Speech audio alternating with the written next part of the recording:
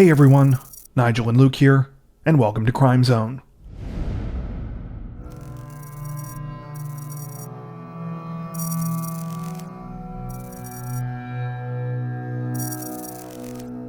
It's often said that a mother's intuition is never wrong. Whether this is a gut instinct, a spiritual connection, or something else different entirely, no one can say for sure. But for those who believe, the crux of the saying is this: mothers have a deep connection to their children, and they can sense when something doesn't feel right. Today, we wanted to share an unbelievable story with you that we recently came across.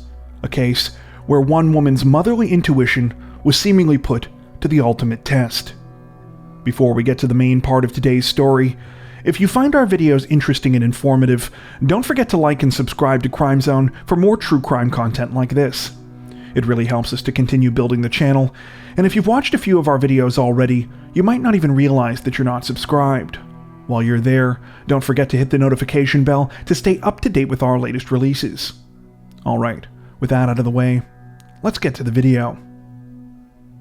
On the evening of December 15th, 1997, 26-year-old Luz Cuevas was recuperating at home with her family in the working-class Philadelphia neighborhood of Feltonville. She had given birth just 10 days earlier, and was now the proud mother of a little girl, who she had named Delimar. Delimar was Luz's third child, but her first daughter, and it was an extremely happy time in the household. The beginning of that evening passed unremarkably. After dinner, Luz managed to get Delimar down to sleep, and had placed her in her crib in the front upstairs bedroom of the family's two-story row house. She was downstairs taking care of some things around the house, while Delimar's father, Pedro Vera, was outside helping a cousin of his named Carolyn Correa with the brakes on her car. The job was taking a while, so eventually Carolyn came inside. She shared with Luz that she was also a new mother, and the two made small talk while Pedro continued to work on the car. As anyone who has ever had to entertain someone they barely know for a length of time will likely be familiar with, the women soon hit the limit of what they had in common, and their conversation became a bit stilted and awkward. To take a bit of the pressure off, Luz began to busy herself with the things that she had been doing beforehand, while at the same time casually trying to keep up the small talk as Carolyn sat in the living room. It was a normal night, filled with the usual chores and minor inconveniences of everyday life, until the unthinkable happened. Just before 7 p.m., Luz and Carolyn's conversation was interrupted by a loud noise that came from the second floor of Luz's home. She would later say that it sounded like a small explosion. As smoke started to pour down the stairs to where Luz and Carolyn were, it quickly became clear that the house was on fire, and that the blaze had started upstairs. Luz managed to get her two sons out of the house, and Carolyn said that she would run and let Pedro know what was going on. With that, Luz's thoughts turned to baby Delimar. As Luz rushed up and into the upstairs hallway, she found the area thick with smoke. To her horror, she realized that it was coming from Delimar's room, which was now almost entirely engulfed in flames. Luz fought as far through the flames as she could, but was soon forced to run back outside. When she emerged from the burning house, Delimar was not in her arms. She began to scream in the middle of the street for help, and neighbors soon came to her aid. One of the neighbor's sons again tried to rush into the house and make it into Delimar's room, but he too was repelled by the smoke and flames. The man would later say he thought he heard the sounds of a baby crying upstairs. Though firefighters were quick to arrive at the scene and managed to extinguish the blaze in just under 15 minutes, by that time the fire had done extensive damage to the second floor of Luz and Pedro's house. In particular, Delimar's room was gutted. It was then that firefighters delivered the horrifying news to Luz and Pedro. They were unable to get to their daughter's room in time, and she had perished in the flames. The fire had burned so hot that no trace of the child could be found. As you might imagine, Luz completely broke down upon hearing this news and began to tell the firefighters that this wasn't possible. She said that when she had gone upstairs, Delimar had not been in her crib. The firefighters could see that Luz was in shock, and that she had inhaled smoke and had suffered burns to her face. Because of the shock and the injuries, they believed that she was simply unable to come to grips with the horrifying event that had just occurred. When a thorough examination of Luz and Pedro's home was conducted, fire investigators recovered debris particles in the burned-out room that resembled human ashes. Though these could not be conclusively proven to be Delimar's remains, based on the damage to the house, firefighters concluded that this was probably as close to human remains as they were likely to find. As for the source of the fire, investigators were able to find something a bit more concrete. It appeared that the blaze had started because of a dangerously home-rigged extension cord that had been connected to a space heater. Though the rest of the family accepted these heartbreaking findings, Luz remained convinced that Delimar was still alive. She insisted that something else must have happened to her. While sources seemed to contradict each other about what happened next, most of the articles we came across in our research state that there was no funeral held for Delimar and that the medical examiner's office did not issue a death certificate, saying that the family would instead have to obtain one from the courts. Again, sources state that they never obtained a death certificate, and it's unclear exactly why this was, though it may have been at Luz's insistence. Regardless, it appears that she was alone in her conviction that her baby was alive, and over the next couple of years, the issue reportedly drove a wedge between her and her family. Eventually, Luz and Pedro split up. More time passed, and despite the fact that nobody believed her, Luz continued to pray that one day she would be reunited with Delimar.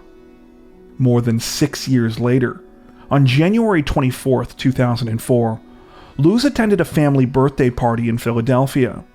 The party was attended by a number of extended members of the family, but there was one person in particular that stood out to Luz, a little girl who appeared to be about 6 years old. Immediately, Luz was drawn to the young girl, who she felt bore an uncanny resemblance to herself. Not only that, when she saw the girl smile, she noticed a dimple on one of her cheeks that looked exactly like one of her son's. She asked around and was shocked to learn who had brought the girl to the party. It was none other than Carolyn Correa. It was at that point that everything clicked into place for Luz. This was her missing daughter. Luz realized that the fire that had broken out at her house that December night in 1997 had been no accident. It had been deliberately set by Carolyn, who had somehow managed to steal Delimar from her bed and escape from the house while everyone else was distracted by the smoke and flames. Despite being convinced that the girl at the party was Delimar, Luz knew that she had to get evidence or no one would believe her. The only definitive proof would be DNA. Deciding to take a big risk, Luz called the girl over to her and told her that she had gum in her hair. Under the guise of removing the gum, Luz instead yanked out a couple of the girl's hairs before quickly stuffing them into a napkin. She tucked the napkin into a Ziploc bag and soon after left the party. Though Luz now had what she believed was conclusive evidence that she had been right about her daughter all along, she knew that the hairs were useless unless she could convince somebody to test them. Unsure what to do, she turned to Pennsylvania State Representative Angel Cruz, hoping that he would hear her out. During an hour-and-a-half-long appointment at Cruz's office, Luz pleaded her case, telling him about her 6-year-long journey to find her daughter and her theory that Delimar had been kidnapped.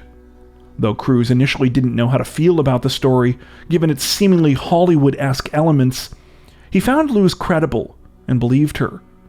He passed the information he had been given, along with the hair evidence, to the district attorney's office, who opened an investigation. When the DNA was tested, to everyone's shock, Luz had been right. The girl she had seen at the party was in fact Delimar, who was now 6 years old. It turned out that Carolyn Correa had used her car troubles on the night of December 15, 1997, as a ruse to make her way into Luz and Pedro's house. Once inside, she had waited until Luz was distracted before stealing the newborn from her crib and starting the fire to cover her tracks. Carolyn had taken the girl across state lines to her home in Willingboro, New Jersey, where she claimed just days later that she had given birth to the girl inside her house. She renamed the girl Aaliyah Hernandez, and for the next 6 years, she raised the child as her own. Those that knew Carolyn were in complete shock when they learned the truth. Friends and neighbors recalled her doting on the girl that she called Aaliyah, saying that Carolyn appeared to be a good mother. The crime seemed to make even less sense because Carolyn already had 3 other children, including a daughter.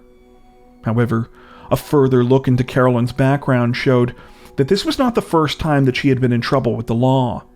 In fact, the year after the kidnapping, she had been convicted in connection with a 1996 theft and fraud case, after it was discovered that she had been stealing business checks from the medical office she worked for.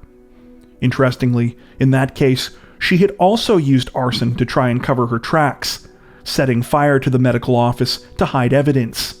Thankfully, no one was hurt, and Carolyn received 5 years probation for the crime.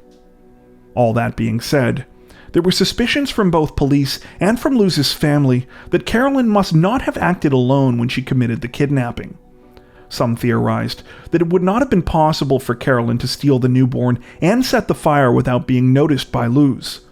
Carolyn herself would accuse Delimar's father, Pedro, of helping her to commit the crime, saying at her trial that he gave her the baby and that she truly believed Delimar was hers. It's worth pointing out, though, that Pedro vehemently denied this and was never considered a suspect by police. It's also worth pointing out that it appears Carolyn's legal team was trying to employ an insanity defense, so accusing Pedro of being in on the crime can also obviously be seen as fairly self-serving. Indeed, the judge in the case concluded that Carolyn was more manipulative than delusional. Officially, as far as we can tell, she was the only person ever charged in connection with the crime, and in 2005, she was sentenced to 9 to 30 years in prison. If you're like us, though, then you're probably wondering right now, what about Carolyn's family? Wouldn't they have noticed the fact that she wasn't pregnant and then all of a sudden showed up with this newborn baby? Also, if Carolyn was related to Pedro, wouldn't he have seen her at family events before this and figured out what had happened? These are all questions that we had, and unfortunately, not all of them have the clearest answers. Let's start with the last question, Carolyn's relationship to Pedro and the family.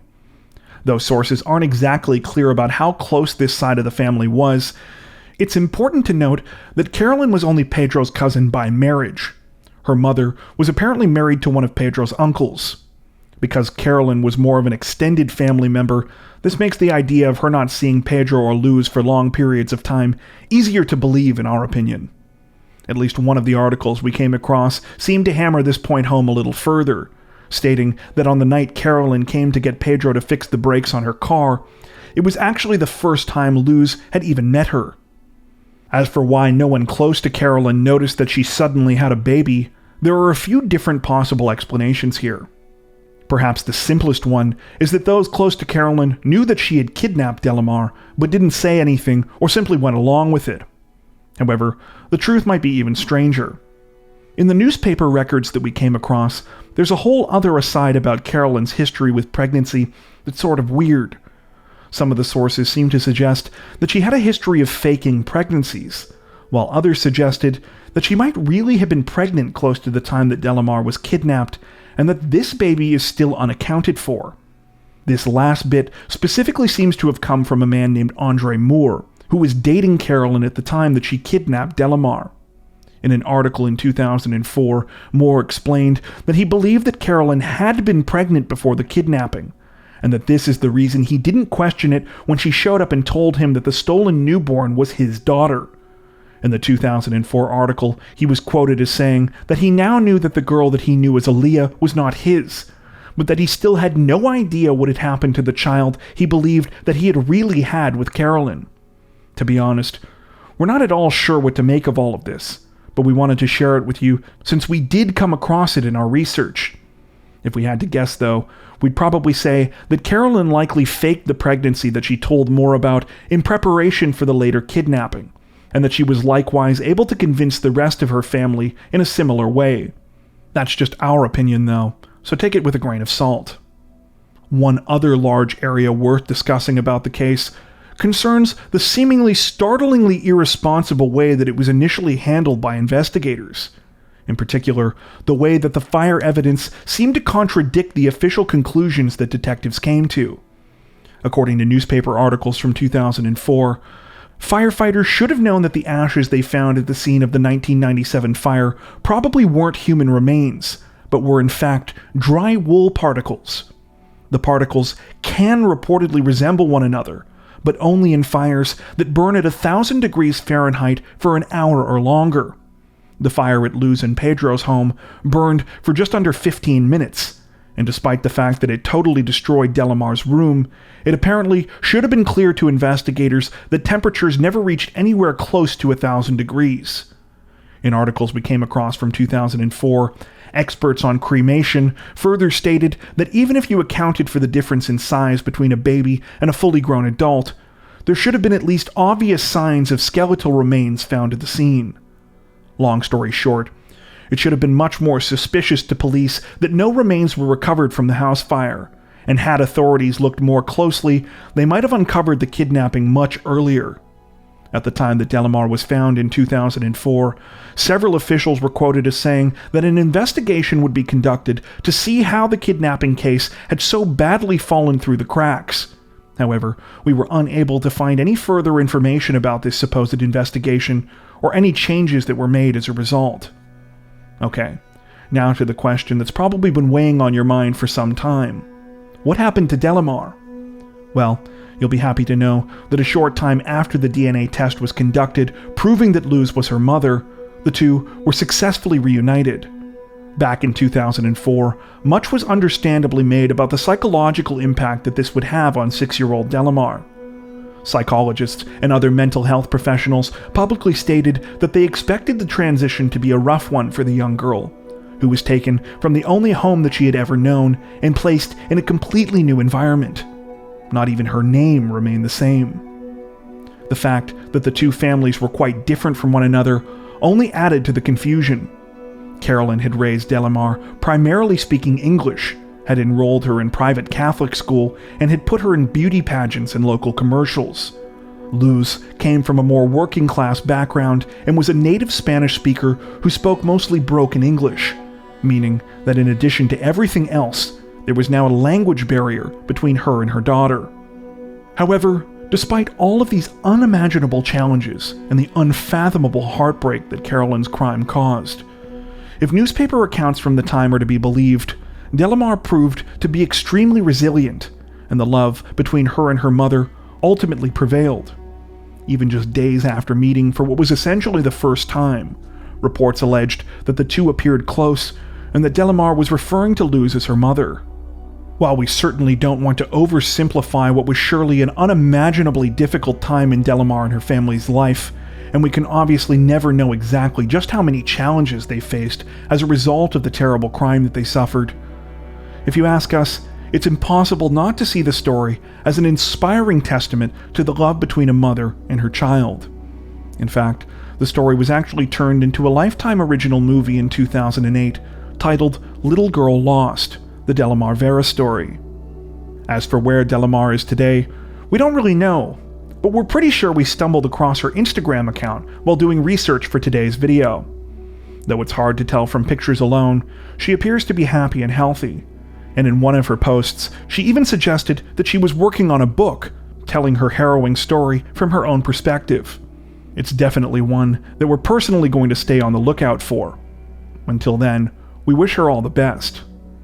As for Carolyn Correa, the last bit of information we could find about her was an inmate record, stating that she had been granted parole in 2013. As far as we know, this is the most current information available about her. Now that you've heard the whole story, though, what do you think? Is there anything you think we missed or left out? Let us know in the comments section below. While you're there, if you enjoyed our video, don't forget to like and subscribe to Crime Zone for more true crime content like this, making sure to hit the notification bell to stay up to date with our future releases. And as always, thank you for watching.